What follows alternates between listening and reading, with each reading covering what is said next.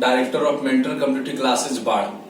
आज लाइट नहीं होने की वजह से थोड़ा वीडियो में लेट हुआ है और चेंज भी किया गया टॉपिक। तो आज हमारा टॉपिक है अम्ल, क्षार तथा लवण, एसिड, बेस एंड साल्ट। तो सबसे पहले हम लोग जो है आते हैं अम्ल के बारे में कि अम्ल क्या होता है, एसिड क्या होता है। तो देखिए एसिड को लेके जो हमारा कुछ मॉलिक्यूलर प्रॉपर्टी है उस पे आते हैं। तो सबसे पहला चीज जो हम लोग जानते भी है कि अम्ल जो है वो स्वाद में कैसा होता है, तो वो स्वाद में खट्टा होता है। ठीक है, टेस्ट इन सावर। हाँ, दूसरा क्या है कि अम्ल का जो पीएच मान होता है, हम लोग बताएंगे पीएच मान होता क्या है। तो अम्ल का जो पीएच मान होता है वो जो होता है आपका वो 7 से कम होता है। तीसरा चीज है बहुत इंपॉर्टेंट कि यह नीले लिटमस को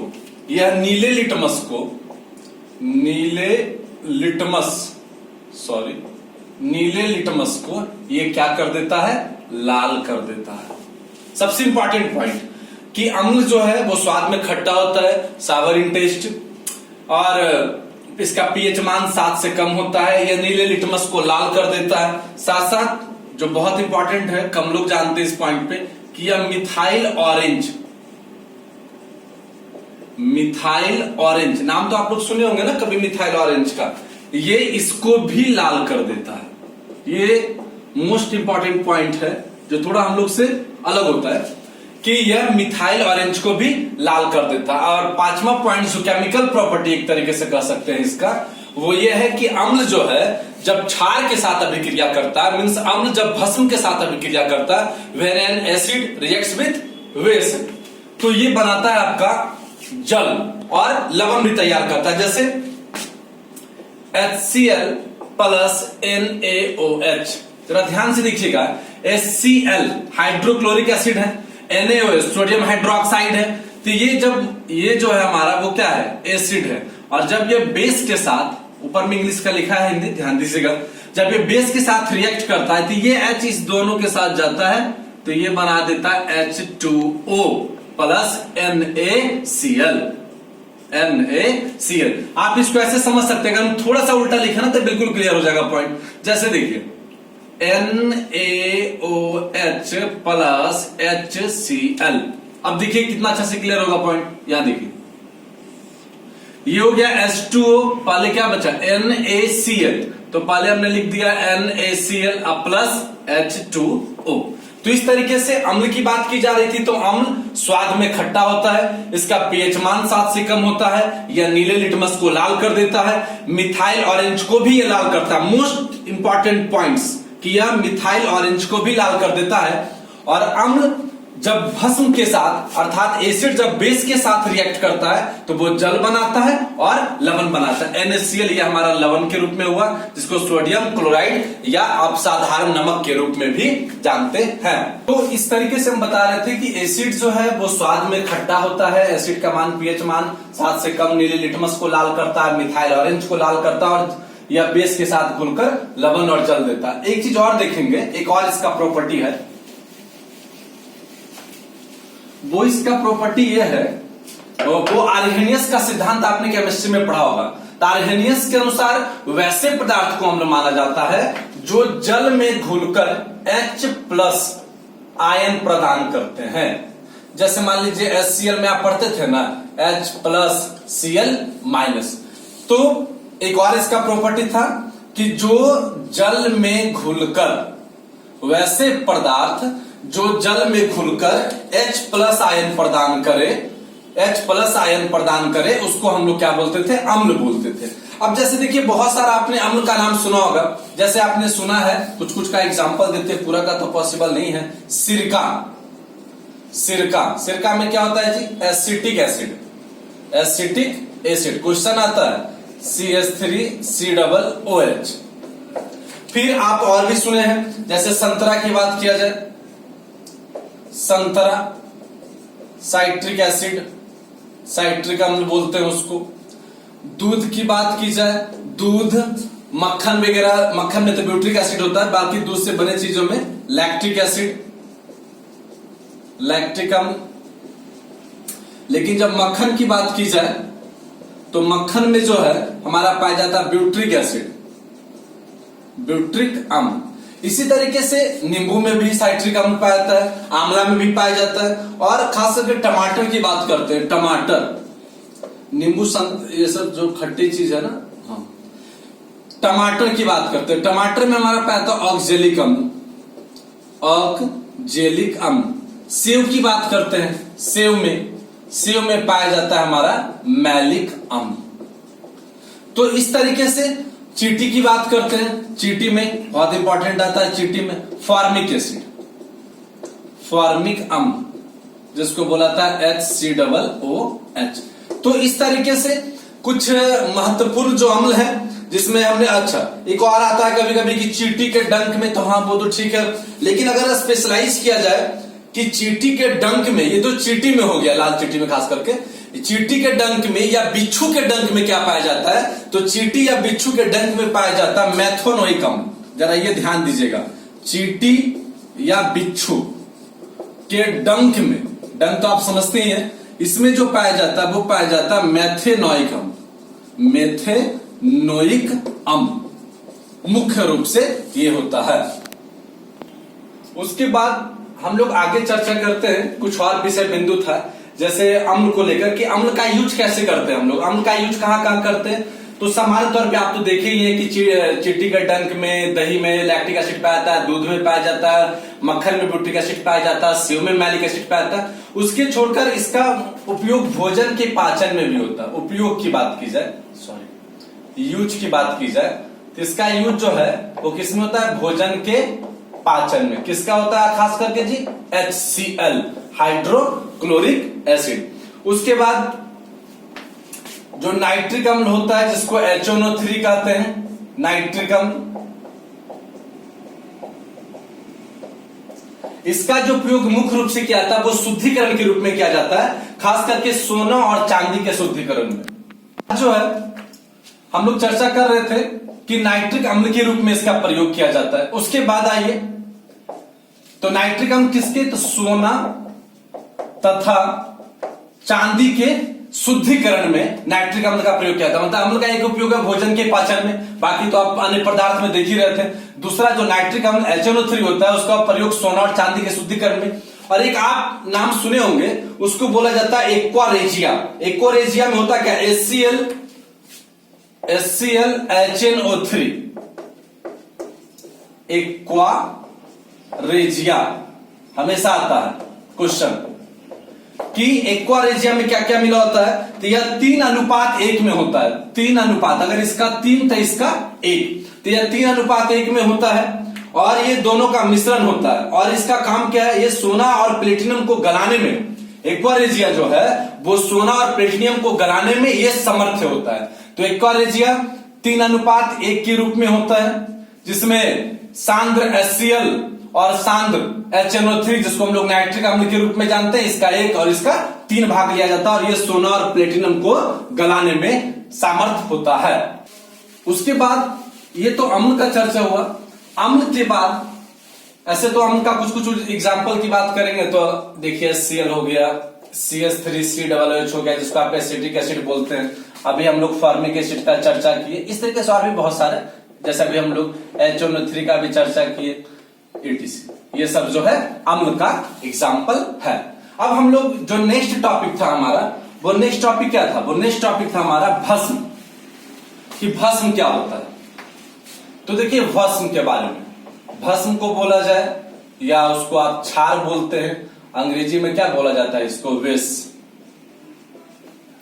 तो भस्म को लेकर जो मुख्य रूप से वस्तु है क्या, तो जैसे स्वाद में, तो स्वाद में ये कैसा होता है, तो स्वाद में ये कड़वा होता है, ठीक है, विटर इन टेस्ट, स्वाद में ये कड़वा होता है। हम लोगों ने अम्ल में क्या पढ़ा था कि नीले लिटमस को लाल कर देता है। ऑटोमेटिक सी बात, ये जस्ट उल्टा होगा, ये क्या करेगा कि लाल लिटमस को ये नीला कर देता है। अभी हम लोग अम्ल में पढ़े थे कि अम्ल नीले लिटमस को लाल करता है, जबकि ये क्या करेगा, ये लाल लिटमस को नीला करेगा। अम्ल में हम लोगों ने पढ़ा कि अम्ल का पीएच मान 7 से कम होता है, जबकि इसका जो पीएच मान होता है वो 7 से अधिक होता है।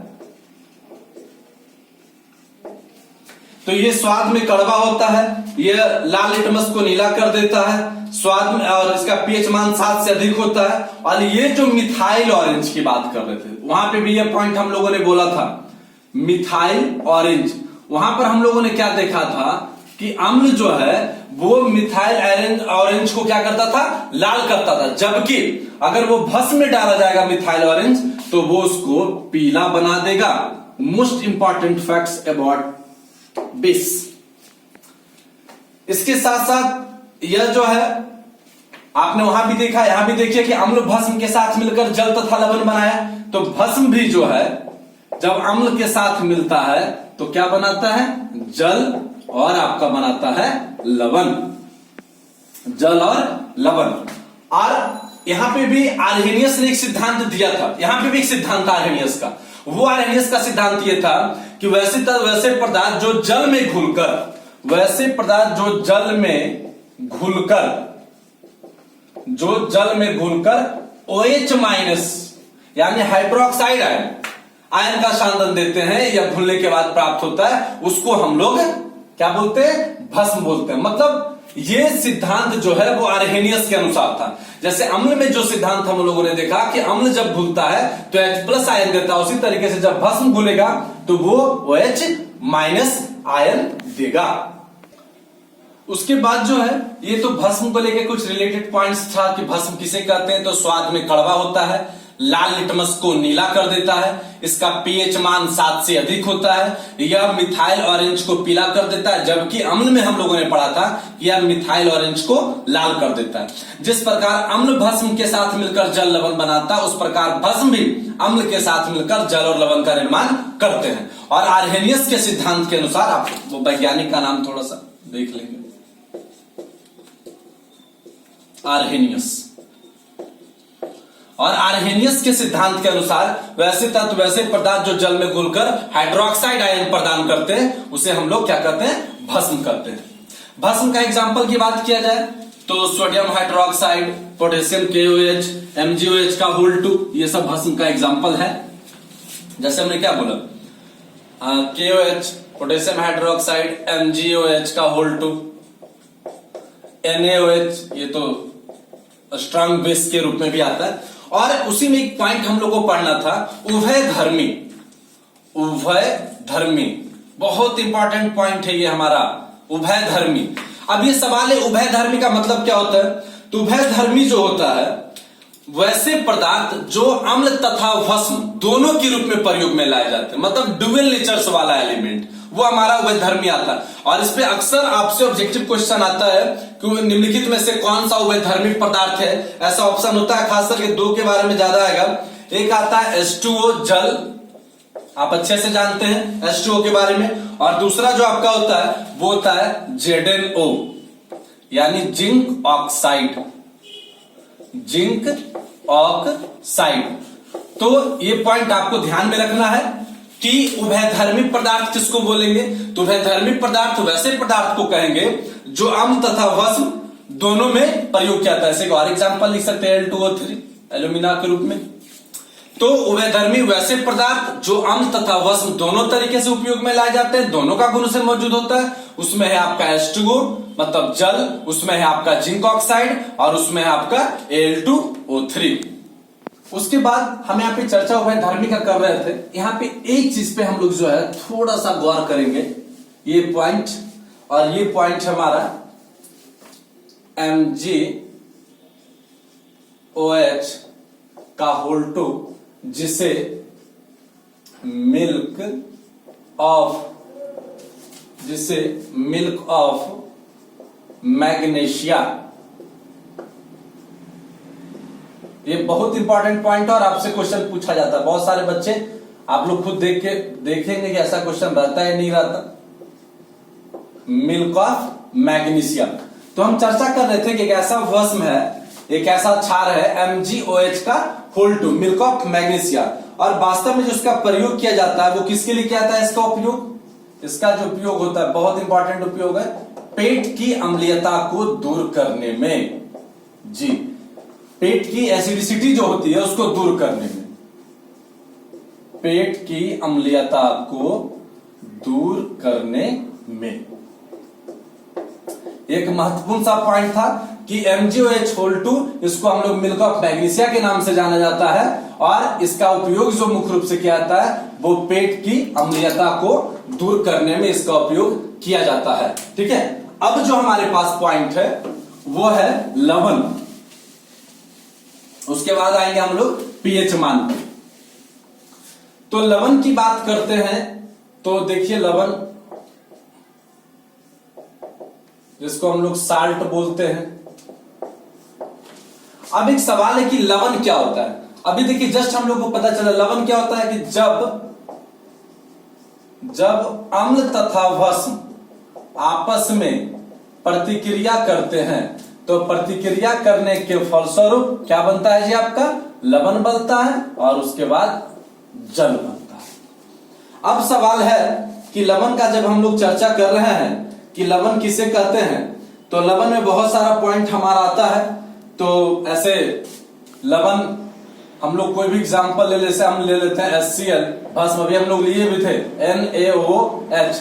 तो ये देखिए ये इसके साथ गया NaCl प्लस H2O। तो ये जो NaCl है जिसको आप साधारण नमक के नाम से भी जानते हैं, सोडियम क्लोराइड, ये आपका है लवण।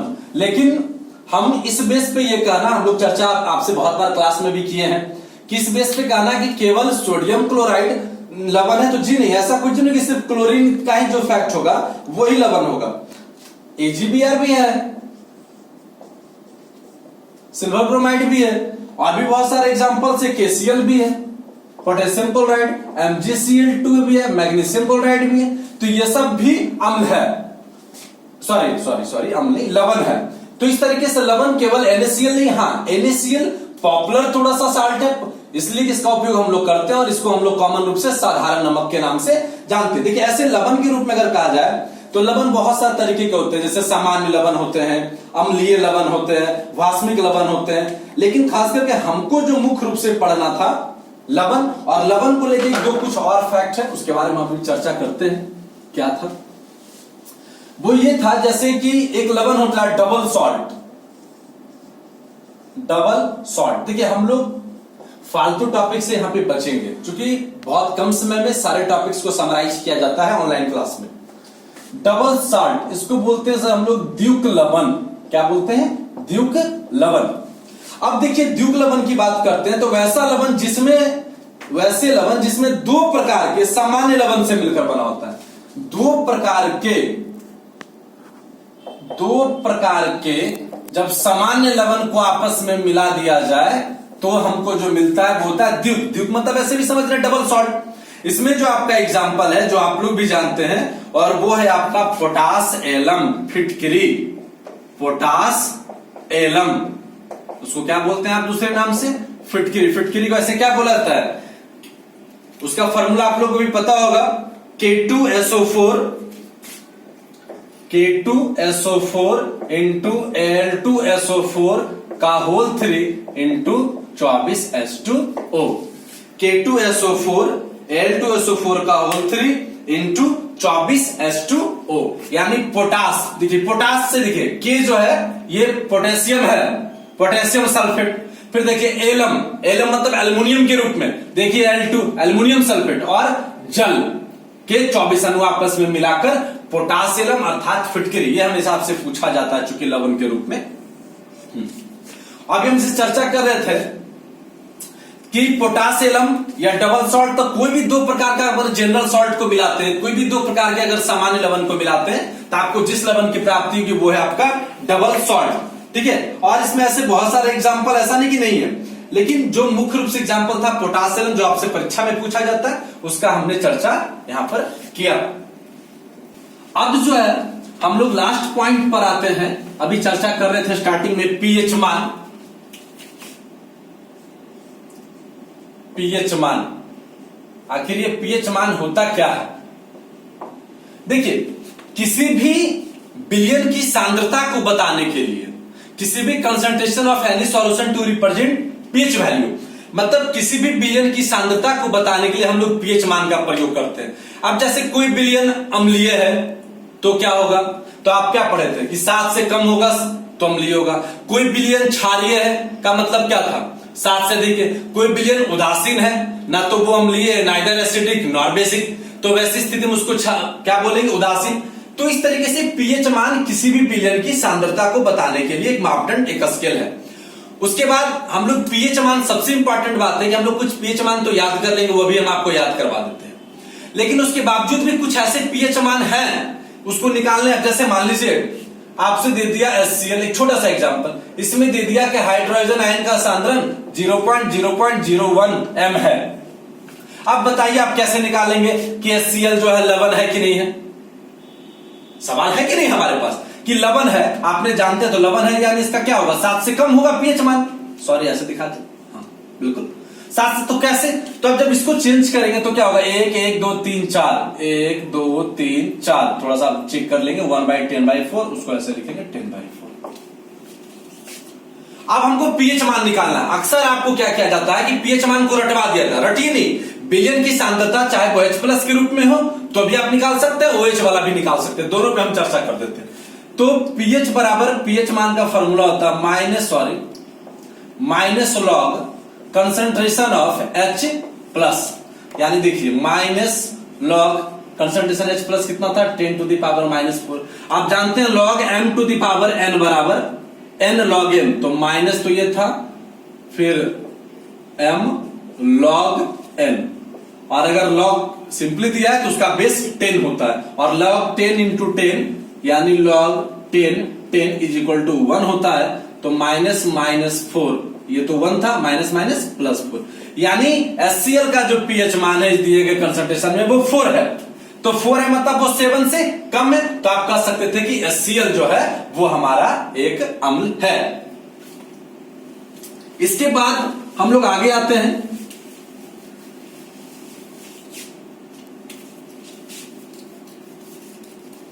अगर कोई भस्म को चेक करना हो तो देख लीजिए, हम लोग भस्म को भी आपको चेक करके दिखा देते हैं। जैसे NaOH की बात करते हैं, थोड़ा सा NaOH। अब चलिए सर H+ था तो आपने निकाल दिया। अब एक फार्मूला होता है concentration of H+ into concentration of OH minus is equal to 10⁻⁻40। आपने पढ़ा होगा इंटर साइंस में। तो अगर मान लीजिए यहां पे हाइड्रोक्साइड आयन का सांद्रण यानी OH माइनस का सांद्रण आपका अगर दे दिया, डायरेक्ट दे दिया, पॉइंट में नहीं किया, 10⁻⁹ दे दिया, सपोज कर लीजिए।